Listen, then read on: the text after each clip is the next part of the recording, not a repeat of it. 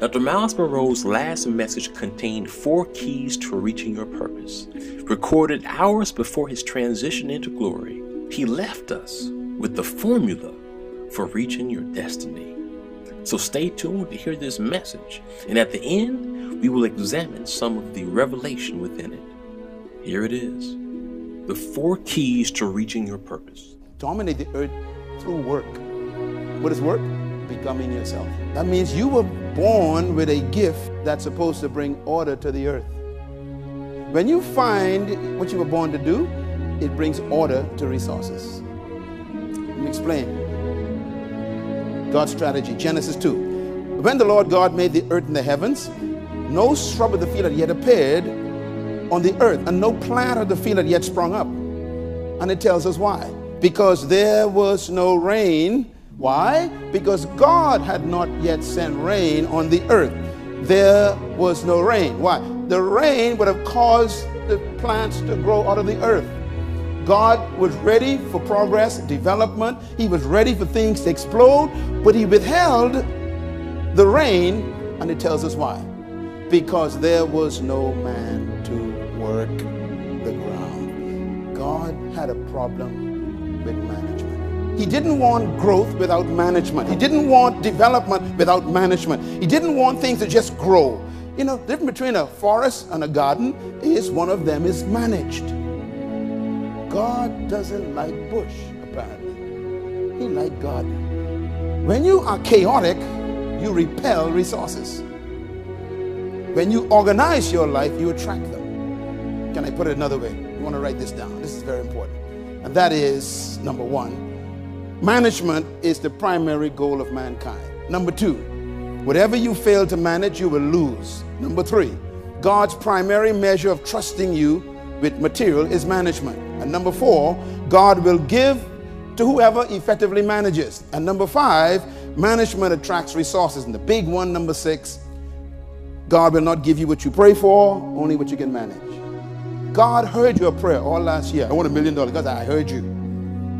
I heard you. But you can't manage tithing or $100. Oh God, I need $10 million. God said, 10 million? You can't manage your paycheck yet. In other words, don't pray for what you cannot manage. God will protect things from you. I'm speaking from my own personal experience. The more I am managing the pennies, God trusts me with dollars. And the more I manage the dollars, he trusts me with the hundreds. And when I manage the hundreds, he trusts me with the thousands. When I manage the thousands, he trusts me with the millions. In other words, God trusts you based on your management, not your prayer requests. You fast and you pray and you wonder why God's not responding. God's watching some other things. You ask God for a new house and you don't keep the one you're living in clean. You ask God for a car and God says you don't keep the motorbike clean. In other words, he checks management before he releases resources. It's not the request, it's the management ability he watches. Let me quote Jesus. If you cannot be trusted with little, who will trust you with more? In other words, it's so important for you to understand that management is more important than prayer, because management determines whether your prayer gets answered. If you cannot be faithful over other people's property, who will give you property of your own? I'm quoting Jesus. If you cannot be faithful over what? Other people's property. The reason why God gives you a job is not because you're supposed to be there for the rest of your life. He sends you on other people's job to see how you manage other people's property. That includes the printing machine of those people, the paper clips you take home without asking, the pens you steal. He's watching everything. Going to work late, stealing other people's lunch hours, lying, say you're sick and staying home. God said, you can't manage the other people's time. How can I give you your own business? I want my own business. God said, you can't even keep a job. The reason why I gave you other people's property is to watch you to see if you can manage your own first. So once you prove you can manage theirs, then you know I'll trust you with your own, he says. Can you handle other people's money? Lawyers, contractors, don't get quiet on me now. You exist because you are the fulfillment of one of God's desires. You are the assignment in your generation. I was born to solve a problem in the world. So were you. I'm not better than you. I'm not a superior. I just found my problem. And my job is to help you find your problem. You were not born just to make a living, pay bills, and die. You were born to actually solve a problem on earth. And you are the solution. By the way, you get paid for the problems you solve. Write that down quick. You see, you don't work really for money, you know. You work for solutions. And then people pay you for solutions. Once you find the problem, you found your wealth. I'm hearing all these layoffs taking place, and layoffs. And I'm sitting there going, boy, these people are going to go crazy, because that was their life. If your job is your life, I mean, that's your life, then you got to really ask God for revelation fast. Say it with me, I am necessary. Say it loud. Shout it loud. In other words, you are not a mistake. You came to earth and we need you. Whatever you carry, we need. We have to help you find it though. You were born to solve a problem. And if you never find that problem, the problem still exists. The graveyard is filled with people who never solved the problem they were born to solve. One of my major jobs in life is to help you find it. The demand upon my life is directly tied to the problems I realize I have to solve. Third world leadership problems. That demand was created by the solution that I keep supplying. Don't look for money. Please, don't look for money. Money follows solutions. Why do you think Bill Gates is so rich? Computers used to be as big as this room. Did you know that? Yeah, Bill Gates used to work for IBM when they used to do DOS. Boy, I used to hate that stuff. I couldn't remember all them, formulas. And Bill Gates developed Microsoft in IBM. Took it to the board, and the board said it'll never work. So he resigned from IBM, went to his garage and built a computer with the software, and every IBM computer now carries his software. It could have been theirs, but they couldn't see beyond their own tradition. And what did he do? He solved a problem, richest man in the world. Your leadership is in the problem you were born to solve. I'm telling you, money follows solutions. Spend the next 3 weeks thinking about what I'm teaching right now. I want you to sit down the next 3 weeks, because you got 1 year about to leave you. You can let the next year be like this one. Staggering, wandering through life, trying to figure out whether you should retire. Let me tell you something. You better start thinking beyond your job. What is my gift? What is my strength? What is my uniqueness? What do I have that I can give the world? Let me go find the problem. Everybody say, be a business. I think this is the key, God wants you to be a business. Every problem is a business. Business is born when the solution to a problem is discovered. Your job is what they pay you to do. Your work is what you were born to do. Your job is your skill. Your work is your gift. You can be fired from your job. You can't be fired from your work. It's like trying to fire a bird from flying. If you tell a bird go away, he takes flight with him. Come on, give God a praise right there. You see, your gift goes with you. When I discovered my gift, I discovered I'll never be poor again. Why? Because poverty depends on what people think about you and your value of yourself. But when you have your gift, it doesn't matter where you land, bam, you could operate because your gift came with you. Life is bigger than your career. Your life is your call. Write this down, please. Whatever you were created to do and become, you possess it now. That means that whatever you were born to be is within you. God never places your future outside of you. Wherever you go, you carry it with you. Flight goes with the birds, swim goes with the fish, trees go with seeds. Your gift goes with you. In other words, whatever you were predestined to do is already prepared within you, and you came to this planet with your future trapped on the inside.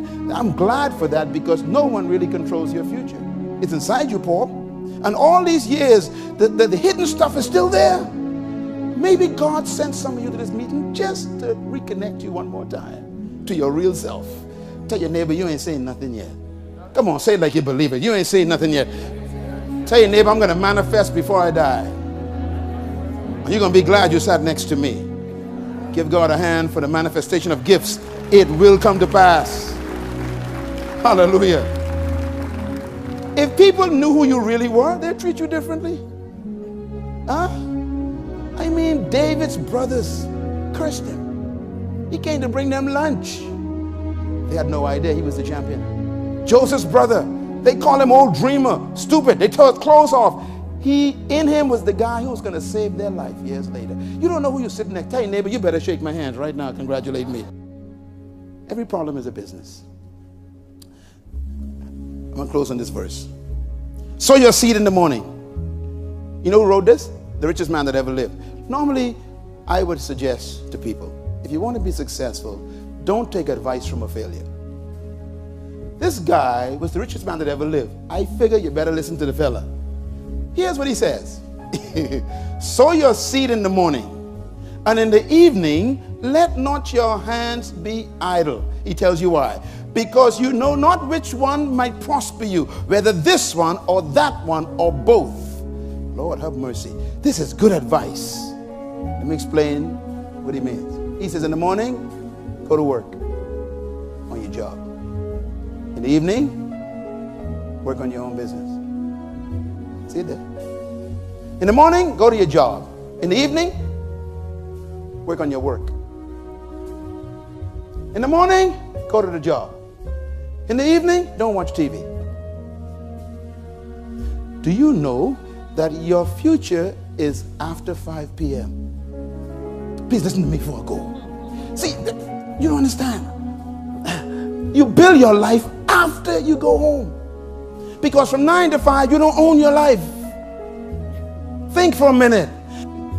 You got a 9 to 5 job. That means you cannot grow between 9 and 5. You can't work on your future between 9 and 5. You're building someone else's. You got to work after 5. After 5 o'clock, start thinking, dreaming, working, developing. Why? He says, in the evening, let not your hands be idle. Now he tells you why. Because you know not which one will succeed. Now the folks who were just laid off this week from the hotel, if they only had the morning seed, they're in trouble. I'm talking to some of you. You need to go home and start working after 5. Life begins after 5 p.m. Your life. Sometimes people joke me, they joke with me, say, Pastor Myles, you know how they sleep. You're right. Most of the time, I am working between 6 and 2, 3 a.m. 4 a.m. is easy for me to go to work. I'm just going to bed at 4 a.m. My wife will tell you, but because you can't build your future by going to bed for 8 hours. 8 hours times 7 is 56. That means you sleep 2 days every week. No, this is serious business. You never thought about it. You sleep 2 days every week. Most successful people build their lives while you are sleeping. Sow your seed in the morning. And in the evening, let not your hands be idle. You see those books that Dr. Richard wrote? He didn't write them between 9 and 5. He probably was up late in the night working on, all Pastor Dave, working hard. I want to talk about me, oh my God. To produce a global book, man, with research. You can't go to bed 9 o'clock. Sow your seed in the morning, and after 5, start working, he says. Both may succeed, You don't know which one. Boy, Bahamians love 5 o'clock. Amen. Get out of my way. Where you going? Home. That's about it. Just home. We're so busy going home, we don't go to our destiny. Be a different person. Don't be a normal person, please. Let today be the last day you allow TV to destroy your life. Shut it off.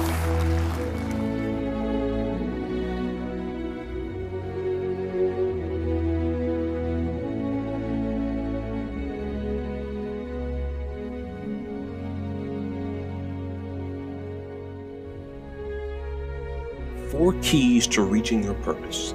The first thing is, be faithful with little, and if you do, you will be put over much. This is something that Dr. Myles Munroe touched on, but it primarily has its origin in what Jesus said. Luke chapter 16 verse 10, one who is faithful with little can also be faithful with much. It's so clear. Jesus taught a principle of faithfulness. Before you can be trusted to have new heights in your purpose and in your business and in your success, you must first prove to be faithful in that which is little. If you're looking to have a church, can you be faithful with one member? Can you be faithful with 3 members? If you are faithful with 3, if you are diligent with 3, you will see 300. If you are faithful with your home budget, then you can be faithful and manage a greater budget. God will give you something more expensive. When you are faithful with little, even with time, if you can manage a day, God will give you something greater. Faithfulness. Whoever is faithful with little can be trusted with much. The second key to reaching your purpose: follow your passion and do the thing that brings a solution to this world. Follow your passion. Follow your passion. Do not end up at your deathbed and you look back and you say, I made some money at this job, but I never did the thing that I wanted to do. Do not have a moment of regret in your life where you say to yourself, you did not give it all you got. I tell you this day, the only way you can live a life with no regret is if you put your eggs in the basket of faith. Don't worry about fear. Don't worry about what may not work out or what someone may say. You step out on faith. You jump. You leap into what God has given you as your passion, and you put your eggs in that basket. And what will take place? Number 1, you will be successful when you move out on faith. But number 2, you will look back on your life and you will never have regret. Because I don't care how much money you make doing something you hate, you will have regret if you did not do what God put within you. Follow your passion. Number 3, this is so big. To be successful, to reach your purpose, you must pursue righteousness like your life depends on it, because it does. You cannot work for God. You cannot be successful in what God has put within you. You cannot reach your purpose, discover your purpose and your problem that you're going to solve in this world if you are not pursuing righteousness. That's number 1. And that is the reason why Jesus said in Matthew 6:33, but seek first the kingdom and his righteousness, God's righteousness, and all these things will be given to you as well. What things? The things that will bring what we need for a living. If you're going to tap into that good life, first you must seek the kingdom and you must seek God's righteousness. What does that mean? That means doing what you know to be right. Following the Spirit of God that is within you that tells you what's right. He speaks to your conscience. He tells you what you should be doing with your time. He tells you when you should be studying. He tells you what types of things you should avoid doing, sinful things. Some may not even be sinful, but may just be lazy, may be disruptive, may be distracting. Whatever it is God is telling you not to do, stop doing it. Whatever you know to do, do it. Seek righteousness because your life depends on it. This is the reason why we have to seek God diligently. Hebrews chapter 11 verse 6. Watch. He is the rewarder of those who diligently seek him. You want to be rewarded by God? Seek him with diligence. You're watching this video right now. That tells me you're seeking God. You know how many other videos you could be watching? You know what you could be doing with your time? But you are right now watching a video seeking the kingdom. You are doing exactly what God wants you to do. You're already on your way. Pursue righteousness. Number 4, work on your gift no matter your job. Dr. Myles Munroe said it best. Your future is after 5 p.m. You see, your job provides a means. It provides a living. It provides a wage. But your work, the thing you were born to do, is something that you must develop. And to do that, it takes time, which means after you get off of your job, you better get diligent on your assignment. Start developing yourself, your mind, your abilities. Start crafting your plan. And if you do so, you will find that God is faithful and he will allow you to be successful in that thing so that your job can be something that you can choose whether you want to do or not. because your passion will provide for the rest. And here's something I want you to know. Many people worry. They say, well, I don't have time to work on my assignment for God and also work at this job. But let me tell you, if you are faithful in working on your assignment for God, He can do in 3 days what it would take you to do in 3 years. It can take you 3 years of grinding, of studying, of going back to school, doing all these different things.